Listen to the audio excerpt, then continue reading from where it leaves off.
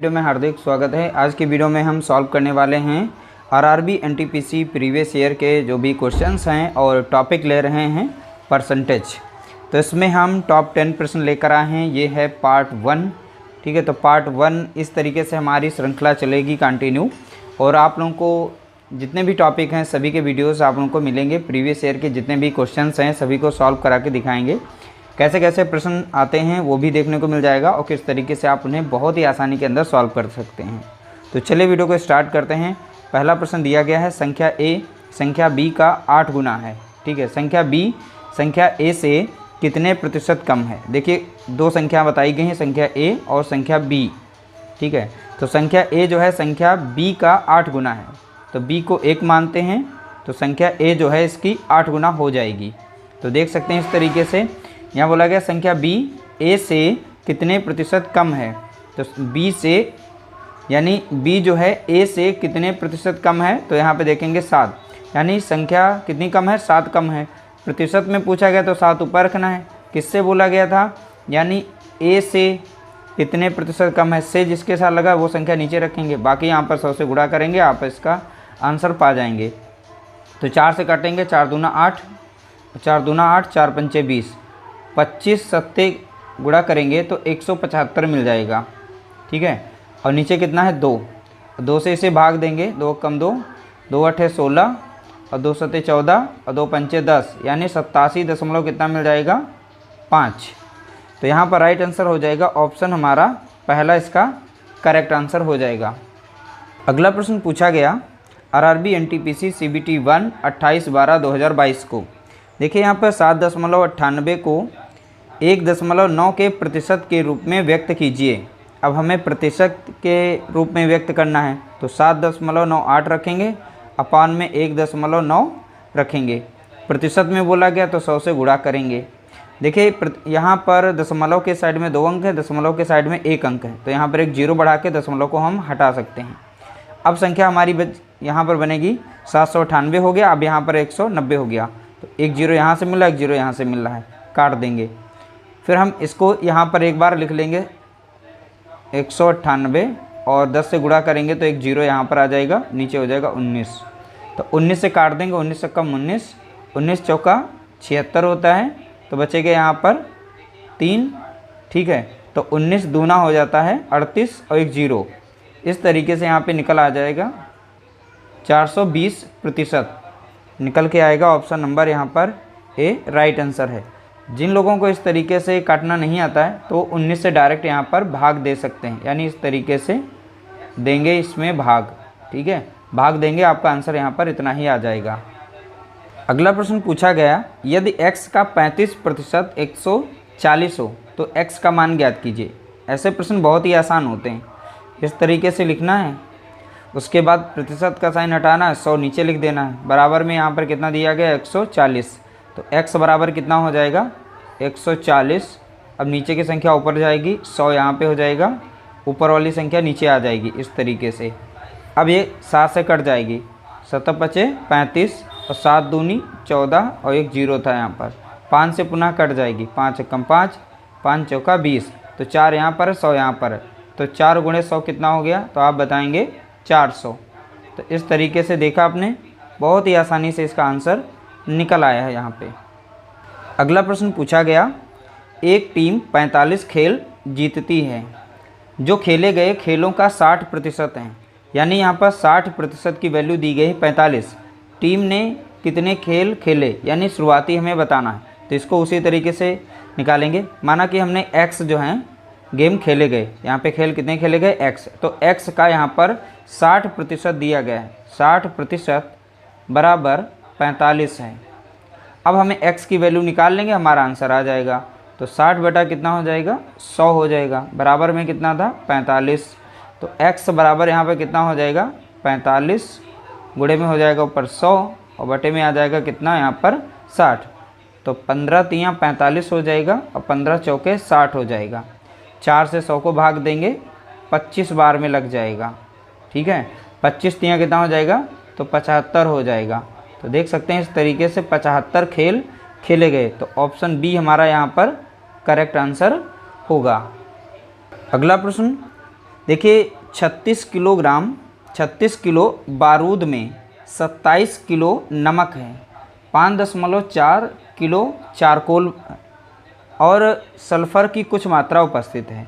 यानी टोटल यहाँ पर वेट दिया गया है 36 केजी यानी किलोग्राम। ठीक है, इसमें से 27 किलो जो है यहाँ पर नमक है और 5.5 किलो चारकोल इसमें मिक्स है। ये है चारकोल, यहाँ पर है नमक। ठीक है, और कुछ मात्रा सल्फ़र की हमें नहीं पता। अगर इन दोनों को जोड़ करके हम इसमें से घटा दें तो सल्फ़र की मात्रा आ जाएगी और सल्फ़र का प्रतिशत पूछा गया है। तो यहाँ से जब इनको जोड़ेंगे तो 4 यहाँ पर मिलेगा और यहाँ 7 5 12 के 2 और इधर 3 यानी 32.4 आ जाएंगे दोनों का योग, यानी नमक और चारकोल का। अब ये टोटल में से घटा देंगे तो 36.0 यहाँ लगा लेते हैं ताकि माइनस करने में कोई दिक्कत ना हो।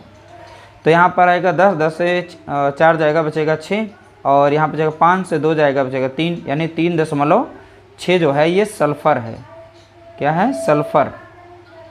अब प्रतिशत निकालना है सल्फ़र का प्रतिशत निकालेंगे तो सल्फ़र का यहाँ पे देखेंगे सल्फ़र की क्वांटिटी कितनी है 3.6 और टोटल वेट कितना था इसका 3600। इसको हम 100 से भाग देंगे, दशमलव हटेगा एक 0 बढ़ेगा, 36 से कम 36 और 36 से कम 36 एक 0, 0 से 0 कटेगा, कितना बचा यहाँ पर 10। तो 10% यहाँ पर सल्फ़र की मात्रा है, यानी ऑप्शन बी हमारा यहाँ पर करेक्ट आंसर हो जाएगा। अगला प्रश्न पूछा गया 1 किलो मिश्र धातु में तांबे की गुणवत्ता क्या है। देखिए तांबे की गुणवत्ता पूछी गई। यदि मिश्र धातु में 32% तांबा हो, 40% जस्ता हो, शेष निकल हो। देखिए निकल निकालने को नहीं बोला गया, जस्ता भी नहीं बोला गया, तांबा के यहाँ प्रतिशत दिया गया है और 1 केजी और ये सब ग्राम में दिया गया, यानी 1 किलोग्राम में ग्राम कितने होते हैं तो आप बताएंगे 1000 ग्राम। ठीक है, और तांबा का प्रतिशत भी बताया गया है तो 1 किलोग्राम का 32% तांबा निकाल लें तो निकल जाएगा। तो तांबे का प्रतिशत क्या हो जाएगा, तांबा प्रतिशत हम निकाल सकते हैं यानी 1000 का 32%। तो अब इसी तरीके सॉल्व कर लीजिए, आपका आंसर आ गया, 2 0 कट गए, 32 और 10 का गुणा करेंगे कितना आ गया 320। तो 320 ग्राम तांबे की क्वांटिटी होगी, कितनी 320 ग्राम, यानी ऑप्शन यहाँ पर डी इसका राइट आंसर हो जाएगा। अगला प्रश्न पूछा गया एक मिश्र धातु में 42% चांदी है। यदि मिश्र धातु में ठीक है 147 ग्राम चांदी है। देखिए चांदी का प्रतिशत भी बताया गया और चांदी का यहाँ ग्राम में वजन भी बता दिया गया। तो मिश्र धातु में अन्य तत्वों की मात्रा कितनी होगी, तो अन्य तत्वों की मात्रा हम निकाल सकते हैं। देखिए हम टोटल मिश्र धातु को पता कर लें, उसमें से यहाँ से हम जो क्वांटिटी ग्राम में दी गई है चांदी की वो माइनस कर दें, सीधा हमारा आंसर आ जाएगा। प्रतिशत में तो नहीं पूछा, वरना हम 100 से माइनस करते इसको तो 58 आ जाता, लेकिन यहाँ पर अन्य तत्वों की मात्रा पूछी वो भी ग्राम में। तो हम टोटल मिश्र धातु का वजन निकाल लेते हैं। माना कि उसका वजन टोटल था x, अब यहाँ पर x का चांदी का यहाँ पर कितना दिया गया है 42, तो इसका 42% बराबर बताया गया है, इसका वेट भी दे दिया गया है यानी 147। तो x का 42 यहाँ पर रखेंगे और बटे में कितना हो जाएगा 100, बराबर में हो जाएगा 147। तो x बराबर कितना हो जाएगा 147 गुणे में हो जाएगा 100 और नीचे हो जाएगा 42।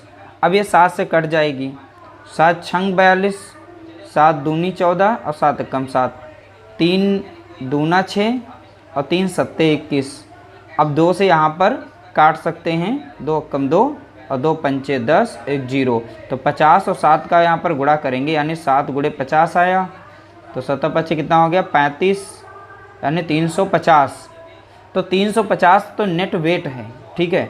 350 क्या है, मिश्र धातु कुल मात्रा है उसकी, उसमें से चांदी की मात्रा अगर 147 ग्राम माइनस कर दें तो जो है अन्य तत्व निकल आएंगे।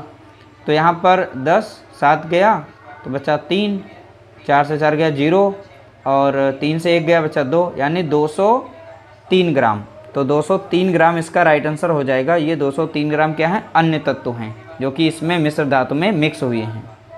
अगला प्रश्न पूछा गया 90 के 50% का 80% कितना होगा।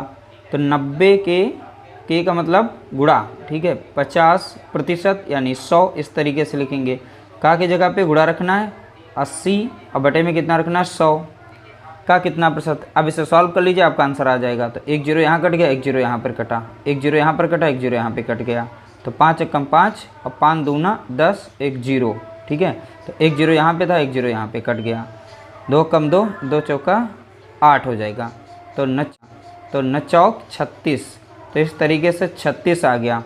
तो यहाँ पर हमारा राइट आंसर हो जाएगा ऑप्शन ए, यानी पहला राइट आंसर है।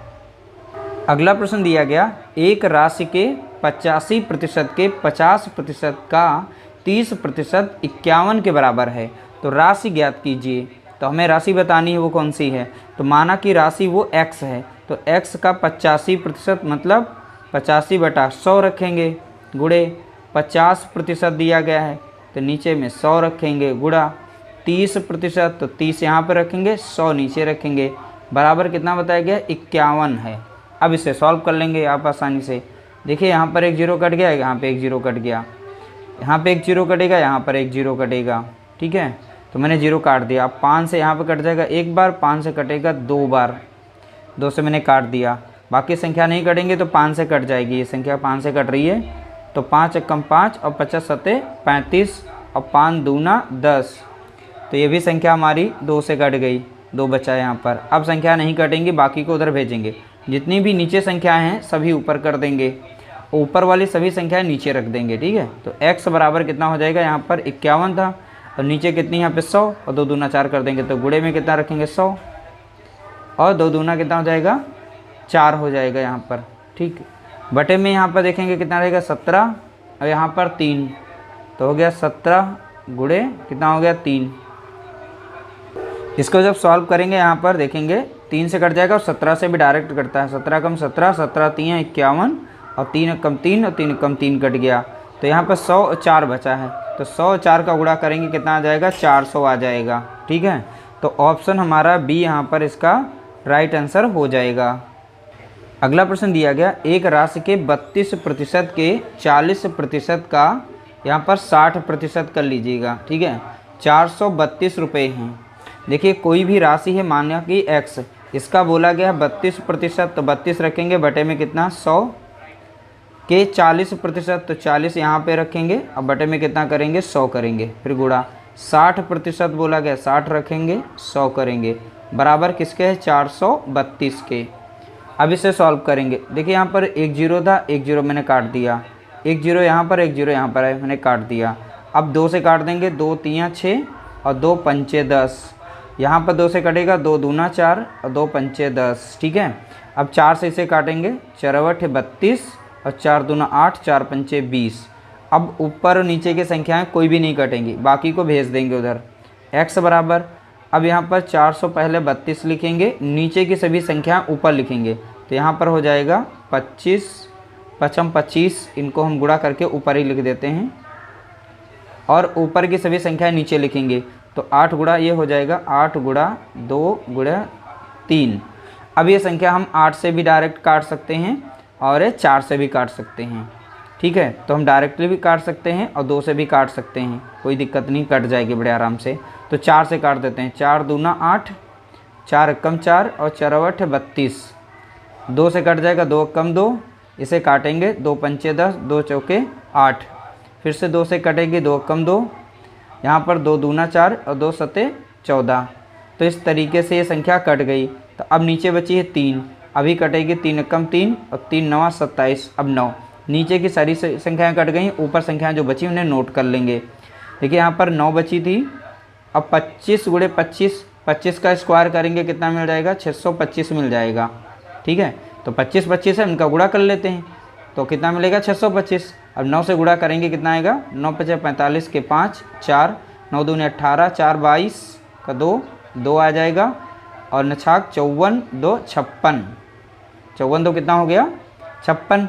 तो यहाँ पर हो जाएगा ऑप्शन सी हमारा यहाँ पर राइट आंसर हो जाएगा। तो इस तरीके से हमने टॉप 10 प्रश्नों को सॉल्व कर लिया है, जो कि सभी के सभी आरआरबी एनटीपीसी ग्रुप डी इस तरीके से यानी रेलवे के एग्जाम्स में ये प्रश्न आए हुए थे।